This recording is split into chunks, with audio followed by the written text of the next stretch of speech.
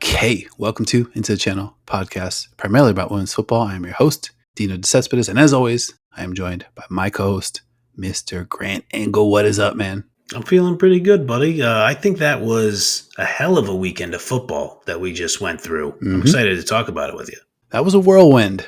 Got some good mileage out of all my various streaming solutions. Great football. Some surprises. Very excited to get into it with you. And I know I was asking you this every week. I was asking you where you want to get started. But you took it a step further. You laid out a whole blueprint for us, the whole run of show, courtesy of our guy. I appreciate it. You already know. With that said, Mr. Grant Engel, where do you want to get started? I want to get started with a beer because that is obviously the most logical place to start when we're talking about football.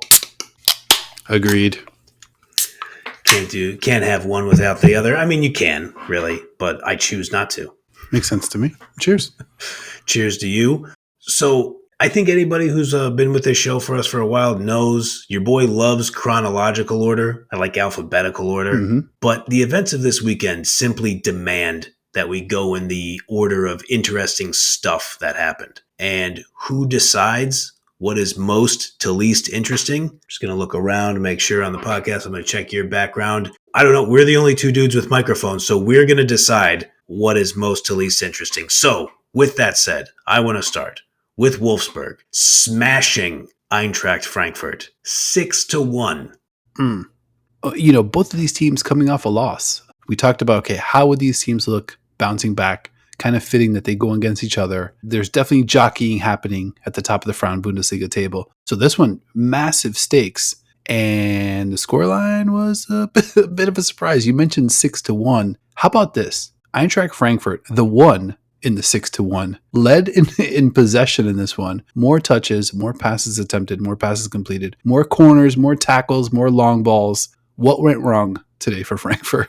I mean, really, they just got outplayed in the first half hour so convincingly that there is just no way back. I want to back up a little bit, though, because there was a great atmosphere at the Volkswagen Arena where these two teams were playing, obviously. James Thurgood of DAZN, he's on the world feed as the announcer, but that's obviously being played on DAZN in America. He was doing an incredible job setting the scene of the match, telling you about how these are the joint record holders in terms of titles won in Frauen Bundesliga in the modern era, the tons of great players that these teams have had on their squads. But there was one thing that during that intro, and then, before any of these matches are played, when Wolfsburg is playing at home, and obviously I believe the Volkswagen Arena is the men's club's team, so they're playing like in the larger stadium. But even when they play at either stadium and Wolfsburg's at home, before kickoff, the lights are like flashing like black and neon green, and you hear all the wolves howling in the background. Awesome. James Thurgood is just engaging in live poetry as he's talking about like the magnificence of this. And now I'm sorry to ask you to do some editing work on the show, but I need you to look at this image. So as James Thurgood is doing this and setting the scene and the lights are flickering, he's talking about how intense it is. Then you go to see the coin toss. And in this very intense moment where he's talking about the stakes of this match, battling for the Frauen Bundesliga title, there you go. You see Wolfsburg's mascot, straight out looking like he's a character from Chuck E. Cheese, perhaps, just standing there in the background of the coin toss. It was a real live LOL at the start of the match. Yeah, he's just kind of hanging out back there too, just kind of watching the coin toss, making sure everybody knows what side is heads, what side is tails, and I just found that to be incredibly enjoyable. That's tremendous. I'm so glad you called out James Thurgood. I had this in my notes last week. I'm not sure if you saw it, but last week versus Bayern in the DFB Pokal on DAZN, our guy gave us a spoiler alert. So I wrote down what he said. It's a 56-minute quote.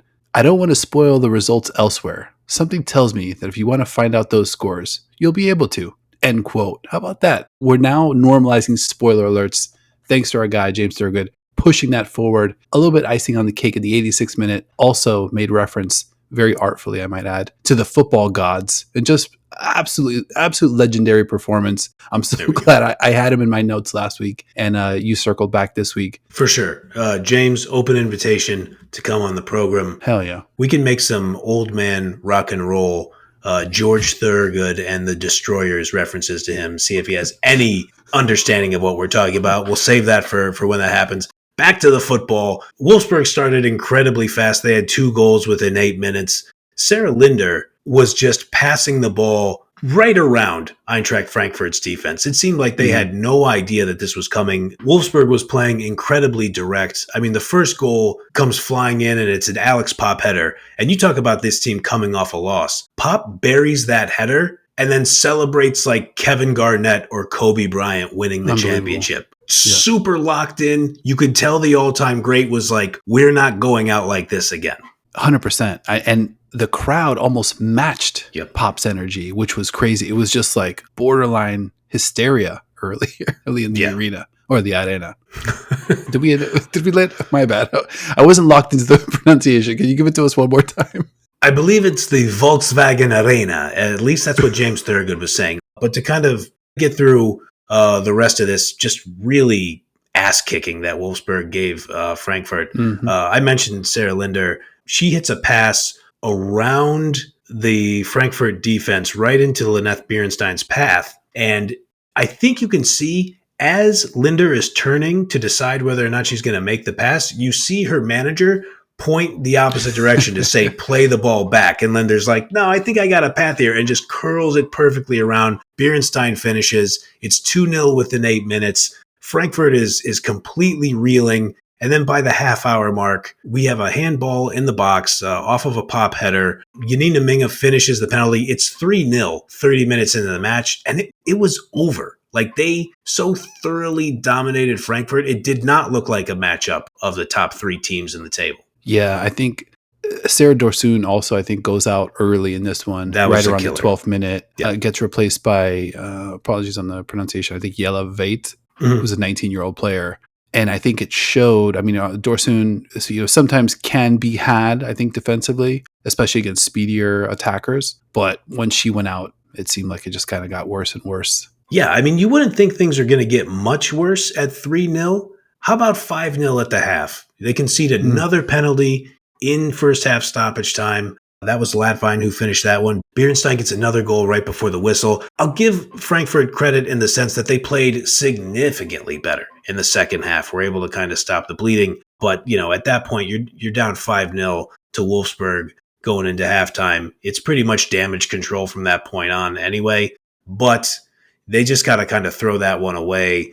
I think they have the mentality to keep it going throughout the season, but just a massive, massive win for Wolfsburg. If we're going to think about where the patented ITC arrow is pointing, I would say for Wolfsburg, after the disappointing loss in the Pokal, I think that arrow is right back flipped in the upward direction.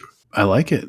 Yeah, and Bierenstein didn't start in that Pokal quarterfinal matchup, and obviously gets a start in this one. Makes a big difference. And then, waiting for them. Well, I guess Barcelona will be heading to Wolfsburg. I mean, could be a tough environment, and Wolfsburg has a few more chances to kind of like sharpen up the form even more. Let's scoot ahead, though. I want to jump over to the WSL. Chelsea 2, Everton 1. I'm not sure we learned a ton. I kind of actually, well, let me rewind a little bit. I think I learned a little bit about Everton. They defended really hard in the first half. And I think they kind of went into this one saying, okay, let's make sure we hold it down the first half. Try to pick up on, Chelsea's speed, what kind of angles they're taking, where they're coming from, where they're going to, and like just kind of get up to speed from a defensive standpoint. Let's get to the second half, still in the match, which they did, 0-0 at halftime. Jumped ahead 1-0, 51st minute, off a pretty uncharacteristic giveaway from Kat Macario. Yeah. Chelsea ties it 10 minutes later when Sandy Baltimore takes the ball away deep in Everton territory, finds JRK. JRK composes herself, takes her time, looks up, perfect ball into Myra Ramirez, who's able to turn and create a little space off her defender, slides in the equalizer 1-1. And then late in the match, 90+3, that killer, LJ. I mean, what can you say? I mean, what an incredible player. What an incredible winner for Chelsea. What'd you think of that one? Yeah, I mean, she scores in 90 plus 3, like you said, right before the death to get the winner. But for the majority of the match, and please, tell me if you disagree, but I thought she was very clearly the best player on the field for the entirety of the game. She just never looks like she's going to outpace anybody. She doesn't look like she's outrunning Mm-hmm. defenders out there. But her positioning and where she is on the field at any time, whether she's passing the ball, whether she's receiving a pass, whether she's setting up to receive a pass, she's always outmaneuvering every other defender on the field, especially when she's playing like that. There are some of those LJ games where she kind of like disappears and maybe like fades into the background a little bit. This was not one of those matches. This is one of the supernova LJ matches, and she was just dictating the terms the entire game. Yeah, 100%. It's wild that she's able to get around defenders, Yep. past defenders, and it looks like she's in third gear. Like, it doesn't seem possible. But Yeah. she's just cruising and just cooking defenders like left and right. As I was watching the match, I'm just like, dude, LJ reminds me of Magic Johnson. That's good. And then later I was like, LJ reminds me of Roy Jones Jr. and then the third one was, and I want you to make a pick here. Who does LJ remind you more of? Magic Johnson, Roy Jones Jr., or Anderson Silva? Oh, wow. And I think the general thought process is so smooth, so natural. Doesn't look like she's working too hard. Looks like everything's coming so easy. But when the time comes and she's got to go from third gear to fifth gear, like it's just a snap of a finger. And it just looks like the most natural thing that you've ever seen. Wow. Okay. I love this. I am going to pick, because I am not as knowledgeable in the fight sports as you. I watch, I enjoy a little bit. I know you are much more tuned into the technical aspects. I love the Magic Johnson comp because she also has a wild amount of flash to her game. Mm-hmm. She doesn't have a big smile on her face while she's doing it like Magic did at times. But there are just those times where she'll just like, oh yeah, back heel. That's actually, not only is it just the flashy play, it's actually the right play. And you would see like Magic, sometimes he'd throw the behind the back in order to fool a defender. And I just feel like she has so much of that in her game. Yeah. And right before the winner, Sandy Baltimore's got the ball. And LJ like points down, like, I want it right there. Like, give me right there. And like smooth little turn, full extension strike. It looks like like a golf swing or a Ken Griffey Jr. swing. Just perfect angle in the strike. Yeah, there you go. Chelsea, another 3 points. Again, the subs played well for Chelsea. Depth played a role. They find a way to win. Yeah, I mean, that's the mark of a true champion. I mean, they're doing the thing where they're very obviously playing for something bigger, which is funny to say about a team that's won the WSL 5 consecutive years, but they are looking to win the Champions League. That is what this year is about. And on their way there, they want to sweep up as many other trophies as they can, and it seems like they will sweep up those trophies. But this year is very clearly about the Champions League for them. And maybe your gear analogy, maybe it's good to be in third gear. And then as you kind of get into the semis, you're in fourth gear. And then hopefully you're hitting the highest speed possible when you get to the final. Yeah, kind of sounds like my Eagles. Let's shift gears here. I want to head to the to Liga F. Barcelona, Madrid CFF. This one was entertaining, not as close as the last time these two teams locked up. What'd you see in this one? Yeah, this win was much more impressive than the win in Copa de la Reina. It seemed like Barcelona kind of had Madrid's speed here, had it recognized, even though maybe the early proceedings didn't quite show that. But I want to take you like inside my mind for a minute. Let me soak you guys in my mentals, in the words of Wu-Tang Clan. So a fun thing about this Spotify shirt sponsorship that Barcelona has is that they tend to show these like certain music acts to promote Spotify on the video board. The first artist I saw in this match was Miriam Bryant. She is a Swedish pop star. Think like maybe like a splash of Rihanna, maybe some Miley Cyrus, maybe like some Lady Gaga-ish vibes in there. Catchy pop songs that people can drink vodka Red Bulls to and just like jump up and down in a club for like hours on end. She has a song in Swedish, obviously, called Vem fan är du, which I found out, and hopefully Google Translate isn't betraying me here, roughly translates to, or maybe directly translates to, who the hell are you? And that's fun. So now you ask yourself, did Grant listen to Miriam Bryant's music for roughly 45 minutes while taking notes after this match? That's none of your business. Don't worry about that. But when watching this match, I couldn't help but think, who the hell are you, as I was sitting here watching it? And what happens is a stunning howler from Marta Torreon, who passed the ball directly into the path of 31-year-old Argentinian Florencia Bonsegundo, who was immediately one-on-one with Katakoi after just I cannot stress, and we like Marta Torreon on this program. I cannot stress how terrible of a decision this was by her. Completely uncharacteristic. And Bonsegundo chips Katakoi, which is just a hilarious thing to decide to do. It'll be like, you know what? I'm only getting this opportunity once probably. I might as well go for the chip. Vem fan idu indeed. It's pretty awesome. Then Barcelona happened, and shout out to commentator Andy Barg, who pointed out that in the previous Liga F match between these two teams, so not the Copa de la Reina match, this match happened in match week 5, that one also started with a 1-0 Madrid lead. And Barca ended up winning that match 8-1 and scored all their goals from 49 minutes onward in that match. Wow. But as I'm watching this, I thought, no, surely that won't happen here. Madrid's going to hold on for 87 more minutes and beat Barcelona. No disrespect to Madrid, but that I think everybody knew that wasn't going to happen. There's a late challenge outside of the 18. Mappy Lyon scores on a free kick. Great shot by her. She's able to get it up and over the wall, like about as difficult as you of a free kick as you can score to be able to hop it over the wall and it still dies down enough to get into the top corner. Pretty incredible effort. Real mustard on that one.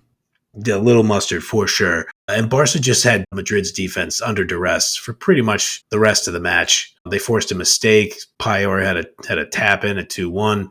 It was 4 shots on target to 1 in the first half. So not terribly dramatic. They go in there with a 2-1 lead, but then they start to pile it on.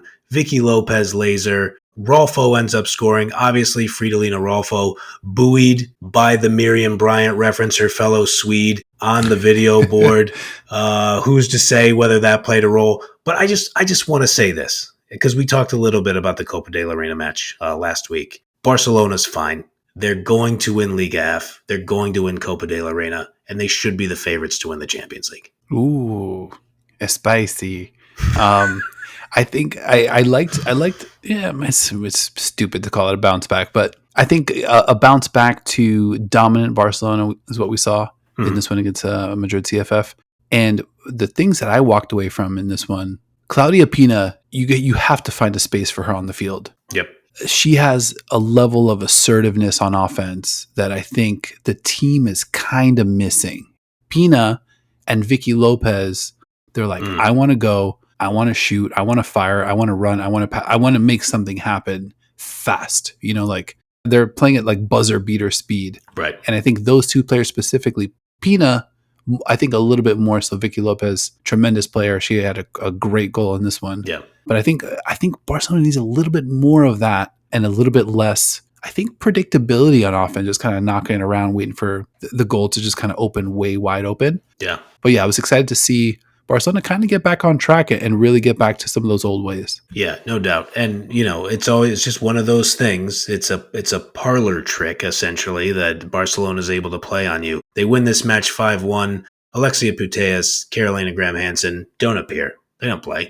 They still put up 5 goals. Completely dominant. They were ruthless on their set pieces, which I know I alluded to that last week. Anytime they're having those struggles anyway, they can just outwit and out-strategize you on those set pieces as well. I just left the match thinking this team still has to be the favorite, and I'm glad I haven't really wavered from that sense, since some of these struggles. So I don't anticipate myself doing it anytime soon. I like it. Yeah, and on that quick note, on that 5th goal, 18-year-old Sydney Schertenleib, who's a Swiss, on that one, she not only goes behind the back, a la Jamal Crawford, but does a hair flip, like mid-attack. I don't know if you noticed.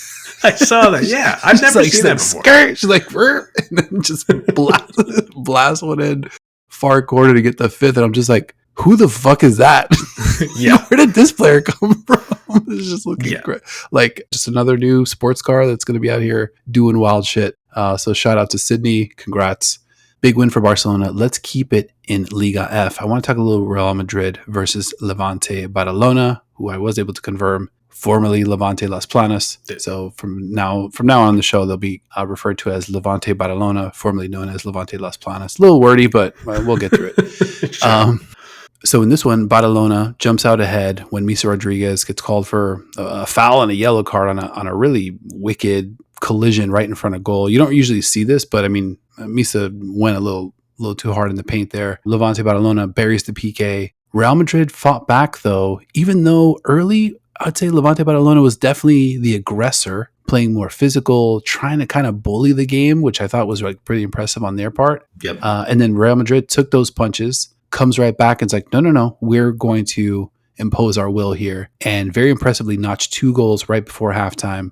A Caroline Weir corner finds Mael Lecrar, who kind of like slides through the paint, SGA style, heads home the equalizer. And then Yasmin, who was balling, finds Ava Navarro for the second. I was just really impressed with their ability to fight back and then go into the half up 2-1. Yeah, I mean, we talk about it, I feels like every time with Real Madrid. Their competitive character has really grown since we covered last year's Champions League. And you kind of think about some of those matches where they would fall behind and then they would get skittish, they would get disorganized. It just doesn't happen anymore. And obviously that team did not have Caroline Weir, it did not have Alba Redondo. That's obviously a massive difference, but they look more sure of themselves when they fall behind now. I agree with that. I think the next kind of frontier for them, though, as a squad is to, how about we don't fall behind like that? Right. That would also help. Yes. Because they fall behind this one. And even in my notes in the second half, I'm like, all right, man, like Madrid's taking their foot off the gas here in the second half. Yep. A little bit sloppy.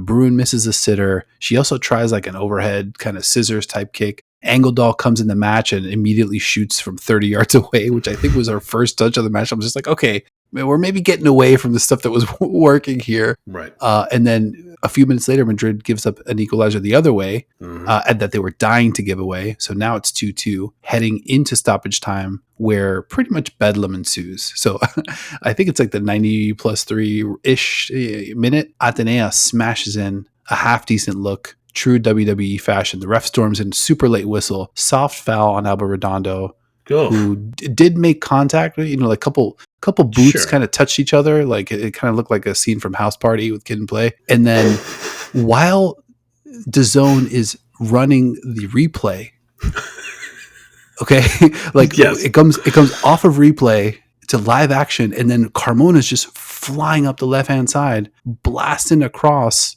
And in true ball don't lie fashion, Alba Redondo slides into the frame, saves the day, buries the shot, 0 chance for Lopez to save it. Madrid, in this one, I think they escaped with 3 points against Barcelona. This team is talented enough, but my question to you, based on what you saw, are they serious enough to make any kind of run? I think I think I'm with you that Liga F is maybe the doors. If it's not shut, it's right there. Yeah. But like, how much can this team push Barcelona down the stretch? Can they stay within striking distance, or can they try to see if they can make a run in the Champions League? I know they're taking on Arsenal, and this performance against a team like Arsenal, I think they'd be drawing a little bit dead. Yeah. But the talent is there. So like, how do we reconcile the talent versus maybe how serious they look as a real contender? Yeah, it's an interesting question. I mean, it's obviously hard to see them losing. I mean, they do play Athletic Club coming out of the international break on March 2nd. They're third in the table, so they'll have a test there. I don't even want to call them a little bit of a test. But yeah, I mean, 5 points behind Barcelona. Can they push them? Maybe. I think Barcelona needs to find reasons to stay maximum motivated. I think that should help. I like your analogy of, obviously, it's commonly used in sports, of the door being a little open. I think the door is a little open for Real Madrid. The unfortunate part is it is the heaviest door in the world. So I don't know if they'll be able to push it open anymore. But, it's something for them to strive for while they go in and then eventually upset your Gunners in the quarterfinals of the Champions League. Come on. Well, you play both sides anyway. You're a Madrid fan too, so I mean, you can't lose in this equation. I can lose. All right, a couple players that I mentioned that I want to kind of circle back to. Quick shout outs here. Mel Lecrar connected on 53 of 54 of her passes. How about that? And Yasmin, who was awesome, as mentioned, 104 touches. That was good for second on this day. I think just behind Bayera, if I'm not mistaken, and 5 shot creating actions for Yasmin. She was great. Basically, half the field, she was just going to be wherever she wanted on that left side of the field. Offense, defense, midfield didn't matter. I know Olga's in that spot, and Olga came off the bench in this one. It could be some lineup machinations, I think, down the stretch here for Madrid as they try to figure out what is their best 10, what's their best 11, and I'll be definitely interested to track how that could change, how that might change heading down the stretch here. Yeah, absolutely. And always remember about Olga, you can play her at right wing if you want. Mm-hmm. I mean, with that strong left foot of hers, she could come in there and rip shots from there. I'll be interested to see it. Everybody knows, I think I've made it very clear on this podcast, I am in the tank for 24-year-old Olga Carmona. I think she's one of the better players in the world. I think she's one of the better defenders in the world. I know people take issue when I say one of the better defenders in the world because she does have some struggles. She's 5'3", so I think there are some questions there. I just love her passing ability. I love her mental makeup, even from back there on the back line. But yeah, we're going to see some machinations because, boy, it didn't take Yasmin long to fit in with Real Madrid, huh? That worked out pretty well. Yep, absolutely. And obviously, Olga gets the game-winning assist in this one as well. Yep. Let's head back to the WSL, talk about the team that this Real Madrid side will be facing. My Arsenal, put it on Tottenham, the North London derby, 5-0. Arsenal thoroughly dominate Spurs. Bunch of different places we can start. 4 times as many shots, 6 times as many shots on targets, 5 goals, none conceded. Goal differential, very happy after this date. Renee Slagers, WSL and Champions League. How about 13-1-1 for the new head honcho in North London? Some Mikel Arteta vibes, I think. Leah Valti.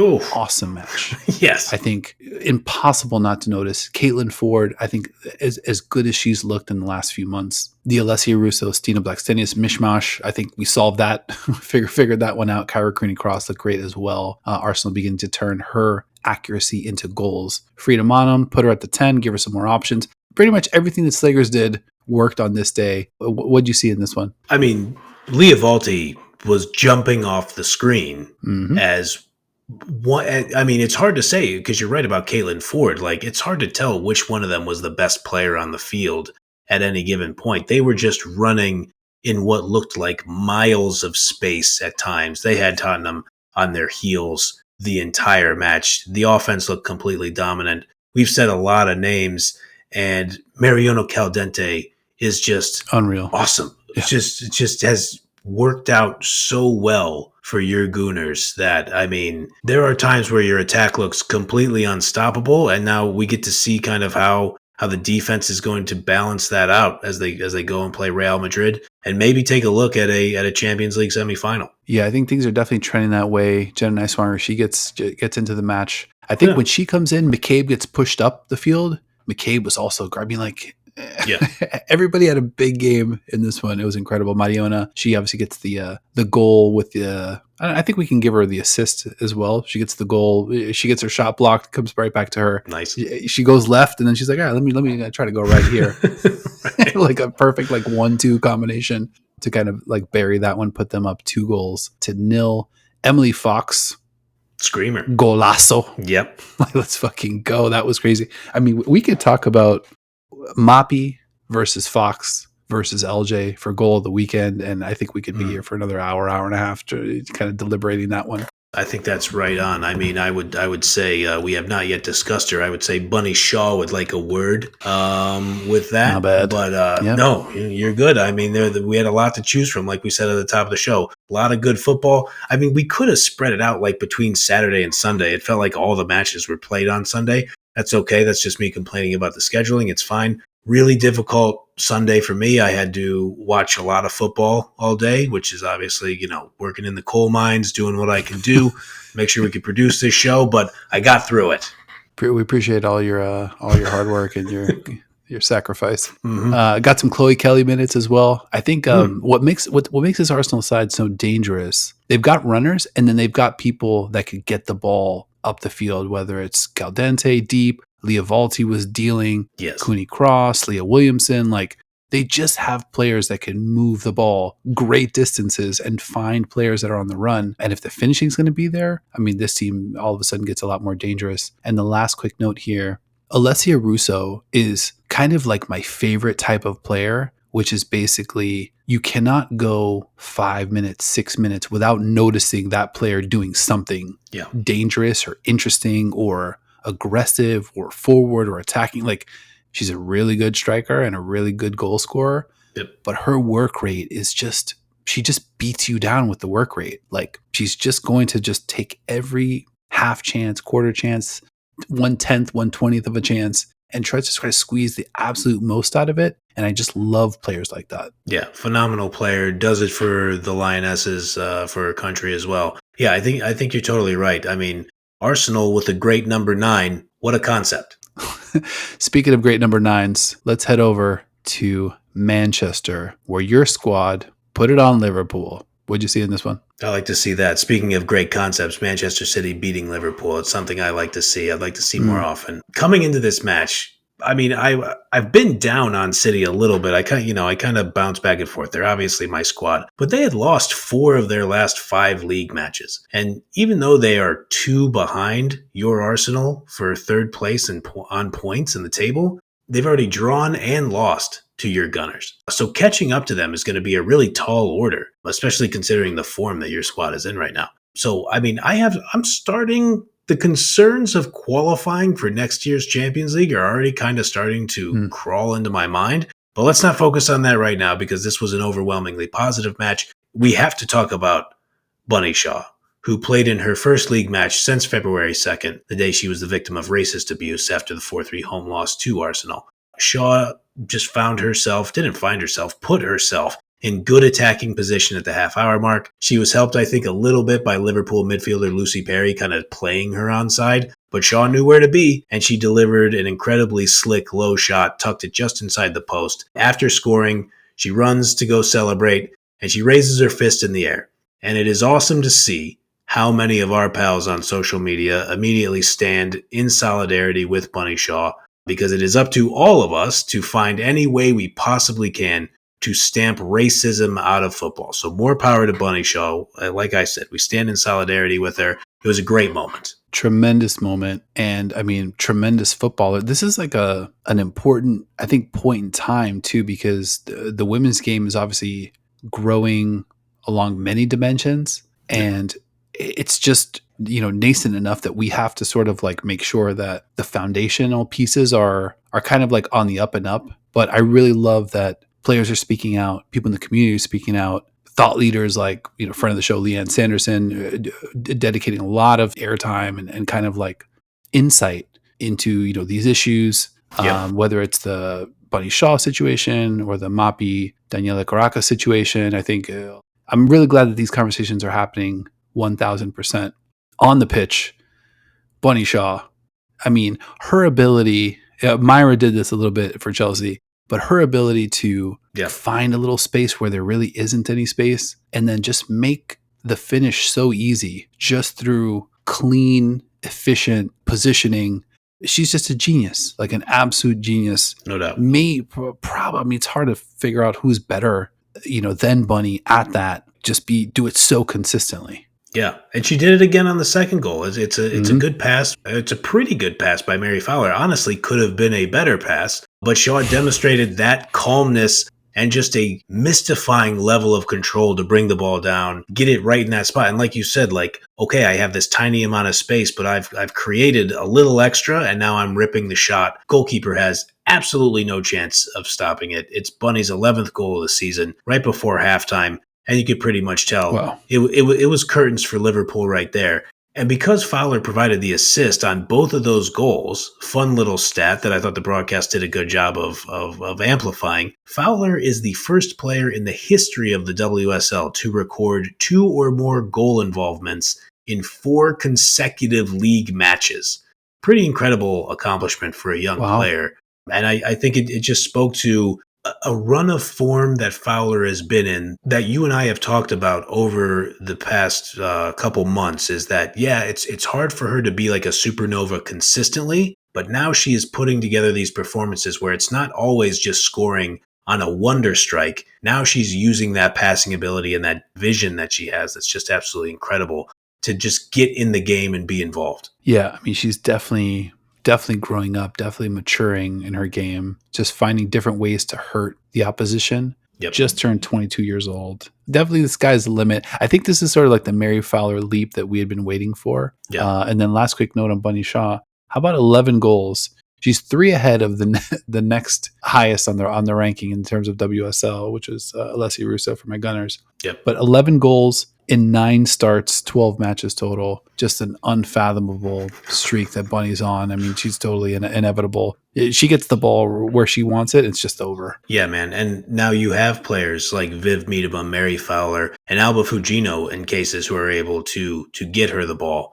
We mentioned also, and I mean, Jill Roord is helpful in getting the ball forward as well. We've talked about some of her struggles on scoring some goals. She's had a lot of opportunities, it feels like, in the last 3 or 4 matches. Speaking of the self-assist, Roord had a very similar play where she rips the shot once, it gets blocked, and as the announcer is saying, "Oh, great block by the defender," and the ball's falling to her feet, she's already blasting it into the side corner of the net. So it was nice to see that off of Roord right inside the 18. First league goal since November 18th. So I think we might just have to accept that she's going to get some shots. Some of them aren't going to go in, but I don't think anything's going to stop the Dutch player from ripping more shots. And that's kind of the attitude that I want to see from her. Yeah, I'm hoping this one kind of gets Jill back on track. She gets great looks. And I she think does. if she could just kind of like get things calibrated, maybe this is what was kind of sets that in motion. So it was definitely excited to see her score. Last item that I want to mention, 20-year-old Gracie Pryor notches her first WSL start for City at right back. She scores her first league goal for City. She played about a half hour versus Palace back on November 2nd. But that long-range effort she took from the side of the 18, definitely a shot, not a cross. You could just ask her. After the match, Gracie Pryor said, and I quote, "The manager said, 'Well done, good goal,' and I played well. The girls were really happy too. They said it was a cross, but I'll claim a shot," end quote. Good for you, Gracie. Take your victory lap. Hey, the ball went in the back of the net off of your foot. You call it a shot. You can't score a goal without taking a shot. I love it. Yeah. And to her credit, there was nobody there. I mean, true. She wasn't looking.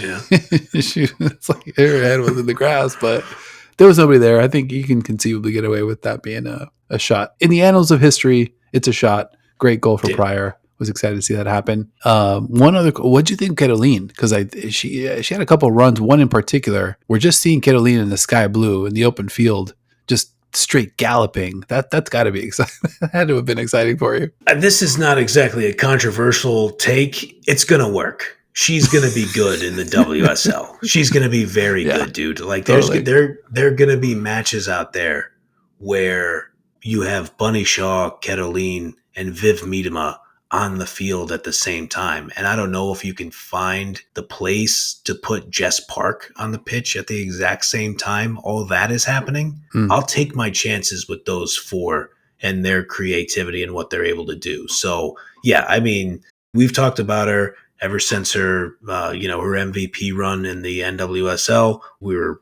dying for her to get back on the pitch in the Olympics. She's back. She's looking more back every time she's on the field. I think they need to do a good job of ramping up her playing time, but she's going to be awesome. There's no kind of, she's an NWSL player. She's a footballer. Flat out, she is a Brazilian genius footballer. And yeah, again, I'll give you my great analysis. That's going to work well for City. We'll just got to see if they can qualify for the Champions League. Totally agree. And definitely got my fingers crossed. Nobody wants to see United there. Let's switch gears. We're going to head back to Germany. Bayern Munich took on 8th place Werder Bremen in a match that had some real stakes, especially considering what happened with Eintracht Frankfurt at the very top of the table. Mm-hmm. So Bayern definitely needed a win here.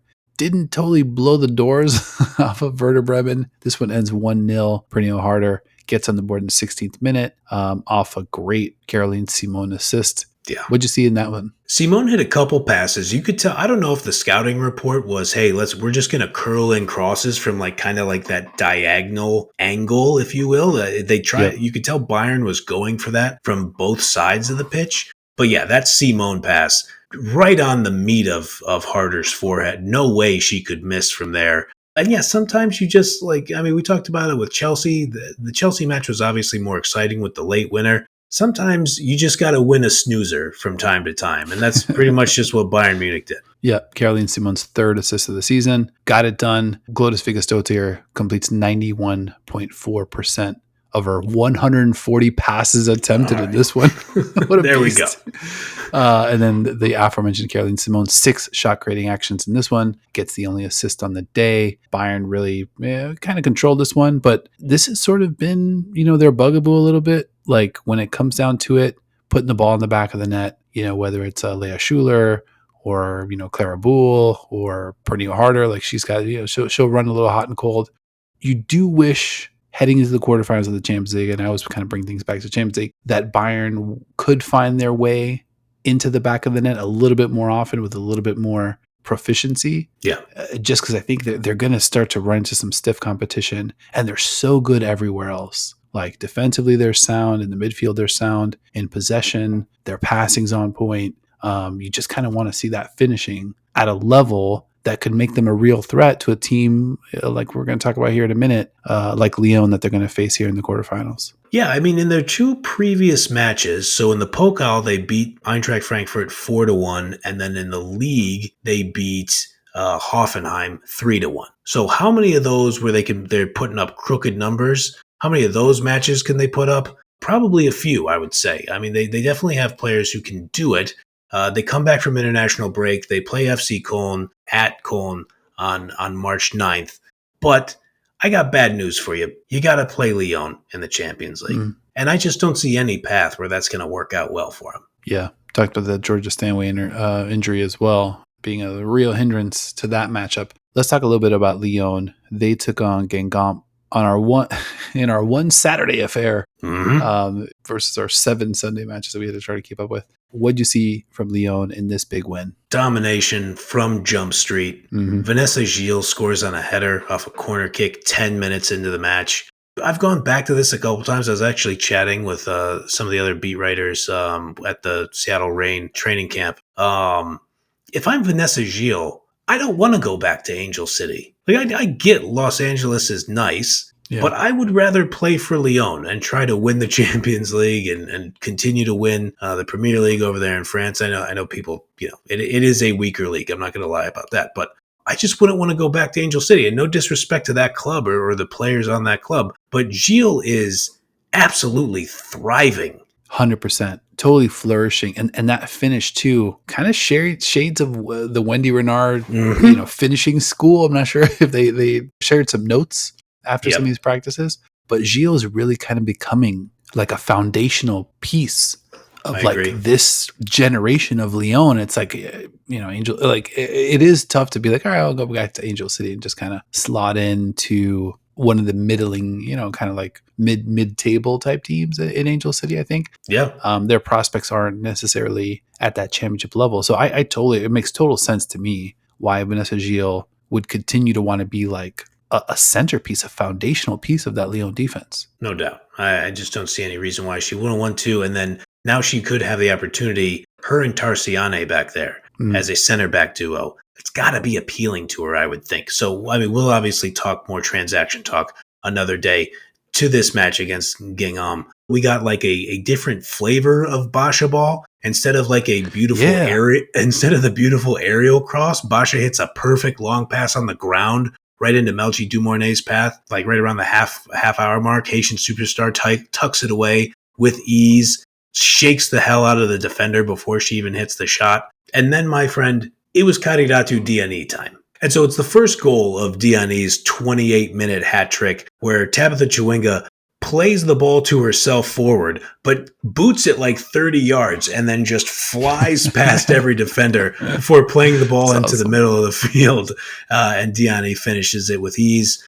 I mean, you're going to get these matches with Lyon. I just got to say, the super weapon is completely operational right now. Yeah, offensively, they seem to be humming in this one. Obviously, the competition not super stiff. 28 minutes it took Diani to notch a hat trick. To put that in perspective, we've been recording for a little bit over double that, and we're nowhere near even our first goal. She was awesome. I just think, I continue to think Melchi Dumornay is a total live wire. I mean, Yeah. capable of things that I don't think there's anybody in the world that can do what she does in flashes. Yep. And Diani, so rock solid. Chawinga starting to settle in. Basha was great to see her back in the mix, bringing in like a new evolution of Basha ball. Super exciting. We don't want to get too high, and I just realized that we totally abandoned our arrow pointing up, arrow pointing down game. Totally lost it. Yeah. I don't know that, we can take this result and say, okay, Lyon, their arrow's always pointing up. I think their arrow remained unchanged with this one. The competition not quite there, very much handled their business, kept their foot on the gas against inferior competition. And that's what you expect, a great team to do. Yeah, no doubt. I would be remiss if I did not mention that Sofia Huerta notched the 7th and final goal of this match, of this 7-0 victory. It came off a great action between her, De Brits, and Van de Donk, where the Dutch midfielder plays it right back to the Seattle Reign legend, Sofia Huerta, who's on loan to Lyon, to score the goal. On the replay, there's a great shot of Jennifer Marajan behind the play. She's probably like 20 yards behind the play. When the pass is not even at Huerta's feet yet, she already has her hands up, like Lane Kiffin style, before like Tua would throw a touchdown for Alabama. So she already knew what time it was. And here's the last thing I want to point out. When Sofia Huerta was loaned from Seattle Reign FC to Lyon on September 12th, the last game she played for the Reign was on September 6th. It was a 3-2 win over Angel City, who we talked about a little earlier, where Huerta scored on a penalty. I understand Huerta as a defender, but I think it is worth pointing out that the remaining 7 league matches the Reign played after her departure, they scored 4 goals. 4 goals in 630 minutes of football to end the season. Sofia Huerta just played a match where she scored the 7th goal for her team in that match. So I think it's safe to say Lyon is humming, and they are in that same Chelsea space where it is win the Champions League or bust. I believe that's true, and we'll see. They've got a real shot. And we'll obviously be back before the Champions League really kicks off. We'll do our whole preview thing. We'll do our recap thing, get everybody kind of fired up. Maybe we'll shoehorn a draft in there of some sort. We're not sure we're going to draft, but we'll draft something. That's for sure. Quick look ahead, though. Episode 100, buddy, right around the corner, celebrating or maybe lamenting the result between USA Colombia in the She Believes Cup. Hopefully it's a huge victory for our U.S. women's national team. And as mentioned prior, we'll be back covering Champions League. We'll get warmed up for the NWSL. We're going to keep hanging out in Europe, making sure that we've got our finger on the pulse of all 8 quarterfinalists. So a ton coming down the pike. Very exciting stuff. Yeah, psyched to watch all of it with you. 100 episodes already, man. That's, you know what? I'm pretty happy about that. And I appreciate everybody for the folks who have stuck around, maybe the folks who've seen the last 20, the folks who've seen the last 50. We appreciate all of you guys for hanging out with us. Absolutely. All right, man. I think we did it. It's been another episode of Into the Channel. Thank you for hanging out. If you enjoyed the show or love One Football as much as your boys do, like if you liked it, make sure you're kicking it with us. Subscribe, follow YouTube, Spotify, Apple Podcasts, wherever you like to watch or listen. Leave us a review over your favorite podcast app. Links to all of our socials in the show notes of this episode. And when we say all of our socials, that's everything except for Twitter, because fuck that site. Who needs to be on there? Just it's an absolute cesspool, and we're not going to support anything going on over there. We want to hear from you, though. We love hearing from you. And a big thank you to my co-host as well, Mr. Grand Angle, for being the kind of co-host that I never have to ask, who the hell are you? I already know what you're about. I already know who you are. I appreciate you, bro. Likewise, buddy. You know what? We are the world's foremost SK Braun podcast. We are the world's foremost Lily Johannes podcast. Mm-hmm. We are, without a doubt, the world's foremost UEFA Women's Champions League podcast as a whole. And now I think let us add to this, even though I'm sure she's immensely popular, but we're stupid Americans and we don't know. We are now the world's foremost Miriam Bryant podcast as well. Thank you guys for the patience in dealing with all of our nonsense. We appreciate you, and we will see you all next time.